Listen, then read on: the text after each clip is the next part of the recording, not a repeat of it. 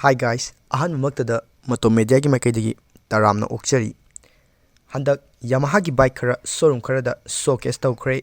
Showcase aduda Yamaha gi R3 and Mt03 launch tawgadaba asida yauri.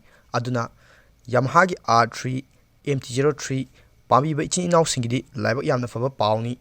Hojik showroom kharada unofficial oina atopa state ki showroom kharada booking hawkhre haiduna paw fangdi. Aduna ngasigi video asida R3 amadi Mt03 haiba gari ani asigi launch date kari specification price kyada lakadawbuge haibagi matangda mayamda khangajagi haiduna video asi sevjabani. Yamaha gi R3 amadi Mt03 haiba gari ani asigi headlight, tail light, indicator loinamak LED oigani. Mamangi suspension 37mm KYB upside down forks aduga maningina preload adjustable monoshock suspension lakani.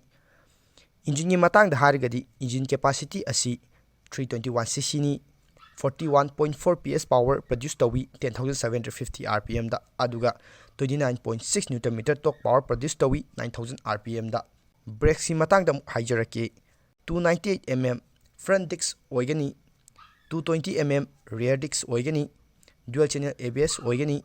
Fuel capacity gi matang da hargadi gari animak 14 liter oigani. Mt03 ga R3 ga si karimata khetnaba laite khetnaba hargadi amana fairing oiba amana naked oiba si khaktani.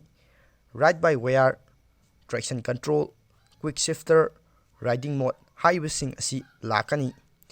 Haiba gari ani asi 2023 gi June natraga July swaida launch tawa yai haina panari. Aduga expected price na R3 gi 4 lakh aduga Mt03 gi na 3.8 lakh ex showroom oiba yai hairi. Ado mayam video asi swaidalo sinjarage. Mayam video asi nungaragadi video asibu like tawbiu aduga channel asibu subscribe tawbiu. Aduga gari asi gi matangda mayamna kari khalli haibadu comment da haibiramu.